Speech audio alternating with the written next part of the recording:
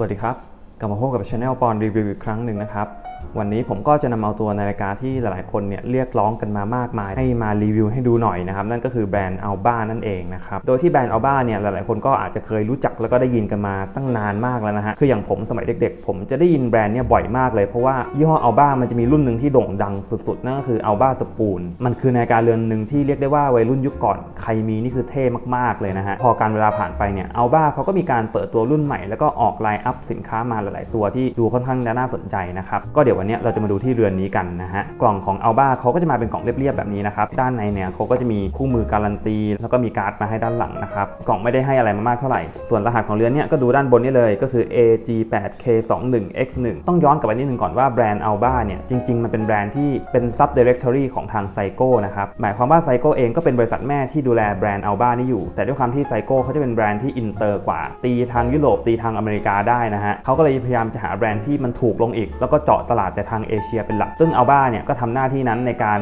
รบุกตลาดเอเชียแล้วก็เข้าถึงคนที่ต้องการนาฬิกาที่ราคาไม่ได้แพงมากนะครับดังนั้นเนี่ยหลายๆคนเนี่ยจะเห็นว่า Alba เนี่ยมีหลายๆเรือนเลยที่หน้าตาเหมือนกับ Seiko มากๆก็ไม่ต้องแปลกใจเพราะว่ามันก็คือบริษัทเดียวกันนั่นแหละเป็นบริษัทแม่กับลูกนั่นเองมันก็ทำให้ Alba เป็นนาฬิกาเรือนหนึ่งเลยนะที่มีคุณภาพการผลิตถือว่าใช้ได้เลยแล้วก็ราคาไม่แพงเลยผมว่าลึกๆแล้วเนี่ยทาง Seiko เขาอาจจะอยากทำ Alba มาตีกับพวก Casio เรือนที่มันถูกๆก็เป็นไปได้เหมือนกันการทำตลาดคล้ายๆกันมากเลยคือสารภาพเลยนะฮะว่าทีแรกตอนที่ผมเห็นรูปในเว็บไซต์ผมไม่ได้คิดว่ามันจะดูดีมากเพราะว่าราคามันก็ไม่ได้แพงมากใช่ไหมครับแต่พอของมาถึงที่บ้านนะฮะผมแกะกล่องออกมาเนี่ยเป็นนาฬิกาที่เซอร์ไพรส์มากๆเรือนหนึ่งเลยเหมือนกันเพราะว่ามันมีหน้าตาแล้วก็มีการเล่นแสงทุกอย่างที่มันดูดีกว่าที่คิดไว้อะคือสมมติว่าถ้าเกิดผมคาดหวังไว้10อะนาฬิกามันออกมาประมาณ100เลยนะฮะดีกว่าที่คิดไปมากๆเลยเริ่มจากกระจกเนี่ยก็เป็นกระจกแบบโดมคือจะมีความโค้งมาให้ประมาณนึงเลยเวลารูปๆเนี่ยมันก็จะรู้สึกดีกว่ากระจกเรียบๆนะครับอันนี้เป็นความชอบส่วนตัวนะแต่ก็จะไม่ได้มีการเคลือบสารลดแสงสะท้อนอะไรมานะฮะจะสะท้อนเยอะหน่อยแล้วยิ่งเป็นกระจกแบบโดมเนี่ยก็จะสะท้อนมากกว่าชาวบ้านอันนี้ก็ต้องยอมแลกกันไปนะครับส่วนหน้าปัดมันจะมีดีเทลการเล่นสีที่ดูสวยมากเลยคือด้านบนของเขาจะเป็นสีน้ำเงินเข้มๆนะครับแล้วก็จะแกรเดียนลงมาเป็นสีดำด้านล่างสไตล์การไล่สีแบบนี้มันจะสื่อถึงการดำน้ำลึกนะฮะคือข้างบนเนี่ยจะเป็นสีน้ำทะเลที่แบบมันเริ่มเข้มละเริ่มลึกละส่วนด้านล่างเนี่ยคือลึกมากเลยมันก็เลยดำมืดสนิทอะไรแบบนี้นะฮะก็เป็นการเล่นดีเทลที่สวยดีส่วน finishing หน้าปัดก็จะแบบด้านๆหน่อยไม่ได้มีการสะท้อนแสงอะไรเยอะมากแล้วก็ไม่ได้มีความ sunburst อะไรนะครับตัวมาร์กเกอร์หลักชั่วโมงแล้วก็เข็มชั่วโมงเข็มนาทีเนี่ยให้มาค่อนข้างจะใหญ่นะฮะก็ตามภาษาสไตล์นาฬิกาดำน้ำซึ่งก็เรืองแสงในที่มืดได้ดีระดับหนึ่งแหละเพราะด้วยไซส์ของมันที่มันใหญ่พอสมควรนะฮะซึ่งไอ้มาร์กเกอร์ชั่วโมงสไตล์แบบนี้มันจะชวนให้นึกถึงพวก Rolex Submariner อะไรแบบนั้นหรือว่าอย่าง Seiko ไฟบางเรือนเนี่ยก็จะใช้เชฟแบบนี้ด้วยนะฮะเข็มวินาทีเนี่ยมันเป็นเข็มที่ออกไปโทนชมพูนะฮะคือทีแรกดูจากในรูปเนี่ยผมนึกว่าเป็นเข็มสีแดงนะฮะผมก็แอบเสียดายเล็กๆเพราะว่าถ้าเกิดมันเป็นสีแดงเข้มกว่านี้นะมันอาจจะดูสปอร์ตมากกว่านี้เข็มชมพูเนี่ยมันอาจจะขัดความรู้สึกเราไปนิดนึงนะครับเพราะว่าเราไม่ค่อยเจอสีชมพูบนหน้าปัดนาฬิกาดำน้ำสักเท่าไหร่ความเนียบของตัวเข็มตัวหลักชั่วโมงอะไรเงี้ยใช้ได้เลยนะฮะปกติแล้วเบเซลหน้าตาแบบนี้มันจะเป็นเบเซลที่เอาไว้จับเวลาดำน้ำใช่ไหมครับแต่เรือนเนี้ยมันมีความงงนิดนึงตรงที่ขอบเบเซลเนี่ยมันไม่สามารถหมุนได้นะฮะมันก็ไม่สามารถใช้ฟังก์ชันการจับเวลาได้เลยซึ่งก็เป็นอะไรที่แปลกมากเหมือนกันสำหรับนาฬิกาหน้าตาแบบนี้นะครับด้านนอกเขาก็จะมีการขัดเงามาให้แทนที่มันจะเป็นฟันเฟืองหยักๆผมว่าพอมันเ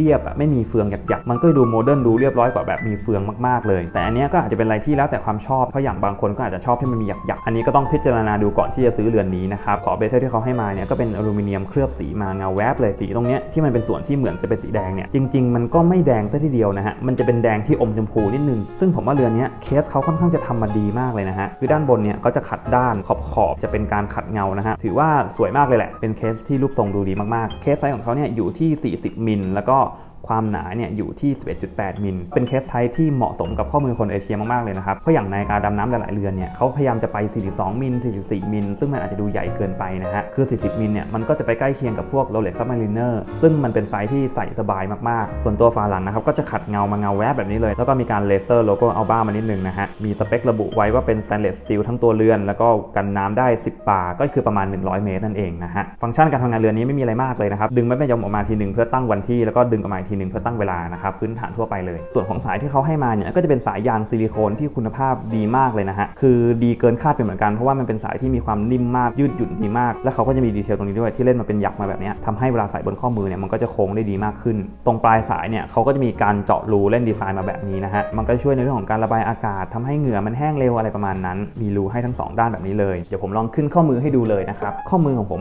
5.5 นิ้วนะครับผมต้องเจาะรูเพิ่มอีก2รูเลยเพราะว่ารูที่ให้มาเนี่ยใส่แล้วรู ลวมมากนะฮะใครที่ข้อมือเล็กๆเนี่ยก็อาจจะต้องทำใจเจาะรูกันนิดนึงเวลาเราเจาะรูปั๊บเนี่ยยังไงมันก็จะไม่เหมือนรูที่เขาให้มาเพราะว่ารูที่เขาให้มาเนี่ยมันจะมีการเล่นสโลปลงมาพอเราเจาะเองก็จะเป็นรูเรียบๆแบบนี้ดูแตกต่างกันนิดหน่อยสายเนี่ยถือว่าใส่สบายจริงจังมากนะครับพออยู่บนข้อมือแล้วออกมาประมาณแบบนี้ก็จะเห็นได้ว่ามันค่อนข้างจะพอดีข้อมือผมมากๆนะครับมันไม่ได้ดูโอเวอร์ไซส์หรือว่าใหญ่เทอะทะจนเกินไปแน่นอนว่าด้วยไซส์40มิลเนี่ยมันก็จะเป็นไซส์ที่เหมาะกับคนข้อมือเล็กอยู่แล้วนะฮะแล้วก็ด้วยความที่กระจกมันโค้งอ่ะเราก็เห็นความเบี้ยวความดิสตอร์ชันนิดหน่อยของตัวหน้าปัดนะฮะหลายคนก็อาจจะชอบกระจกแบบนี้เพราะว่ามันให้ลุคแบบวินเทจเล็กๆถึงแม้ว่าเอาจริงๆเนี่ยนาฬิกาเรือนนี้หน้าตามันดูโมเดิร์นมากเลยนะครับมันเป็นนาฬิกาดำน้ำในสมัยใหม่มากๆเลยแต่พอมันให้กระจกมาแบบนี้มันก็จะมีความวินเทจซ่อนอยู่เบาๆนะฮะส่วนเรื่องความเล่นแสงเนี่ยเรือนนี้ก็ถือว่าใช้ได้เลยเพราะว่ามีการขัดเงามาค่อนข้างจะเยอะนะฮะตัวขอบเบเซลตัวด้านข้างของเครื่องเนี่ยก็ขัดเงามาทั้งหมดเลยเวลาออกแดดเนี่ยเราก็จะเห็นถึงความเงาแวววาวของมันเนี่ยดูสวยดีมากเลยเหมือนกันนะฮะเดี๋ยวผมลองเปลี่ยนสายในแบบต่างๆให้ดูแล้วกันคืออย่างหนึ่งของสายเนี่ยที่ผมอาจจะไม่ชอบเท่าไหร่ก็คือ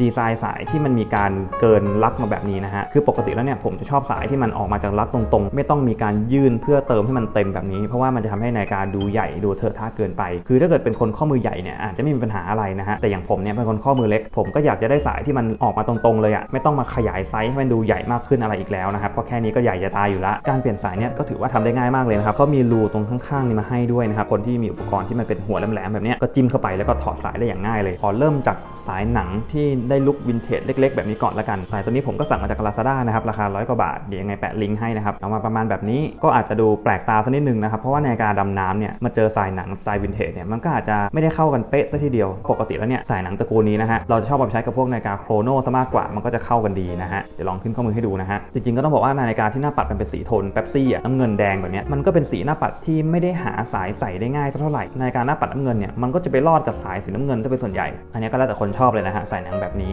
เดี๋ยวลองไปสายแบบเหล็กถักดูบ้างออกมาประมาณนี้ผมว่าอันนี้รอดกว่าสายดำเยอะเลยอย่างสายดำเนี่ยด้วยความที่คู่สีมันไม่ได้เข้ากับตัวหน้าปัดมากๆนะครับแล้วก็ยิ่งมันมีเข็มสีชมพูแล้วก็ตัวขอบเบเซลที่มันออกเป็นแดงๆชมพูอีกเนี่ยถ้าเกิดไม่ใช่สีน้ำเงินแบบเดียวกับหน้าปัดเนี่ยผมว่าไปด้วยกันยากมากเลยนะฮะดังนั้นเนี่ยเราไปทางสายสแตนเลสหรือว่าสายที่มันเป็นสีเงินเหมือนกับตัวเรือนดีกว่าผมว่าสายเนี่ยรอดนะฮะลองขึ้นข้อมือให้ดูเลยน่าจะเป็นสายที่เหมาะมากๆที่สุดเส้นหนึ่งเลยกับเรือนนี้นะครับสำหรับคนที่จะหาสายมาใส่ให้กับอัลบ้าเรือนนี้ผมก็แนะนำว่าให้ลองหาสายที่เป็นสแตนเลสสีเงินแบบนี้จะเป็นเหล็กถักแบบนี้ก็ได้หรือว่าจะเป็นเส้นใหญ่กว่านี้ก็ได้หรือว่าจะเป็นข้อตันๆใหญ่ๆก็น่าจะเข้ากันได้ดีทั้งหมดเลยเชื่อเลยว่าลุคนี้ผมว่ามีหลายคนเห็นแล้วแบบสะเทือนต้องไปหามาโดนอะไรประมาณนั้นเลยนะครับสำหรับนาฬิกาเรือนนี้ผมซื้อมาจาก Lazada นะครับในราคาประมาณ 2,000 ต้นๆเท่านั้นเองก็อาจจะมีติดใจนิดนึงตรงที่ปกติแล้วราคาประมาณนี้มันก็ควรจะได้ขอบที่มันหมุนได้แล้วล่ะแต่อย่างอื่นเนี่ยถือว่าโอเคมากเลยคุณภาพวัสดุหน้าตาทุกอย่างดูลงตัวสวยงามดีมากลองไปซื้อกันดูได้นะครับมีไม่ได้เยอะมากละบนตลาดออนไลน์สำหรับรีวิวนี้ก็ประมาณนี้นะครับใครที่มีคำถามอะไรสามารถคอมเมนต์กันมาได้เลยแล้วก็กดไลค์กดแชร์กด Subscribe Channel ของเราด้วยนะครับแล้วพบกันใหม่คลิปหน้าครับสวัสดีครับ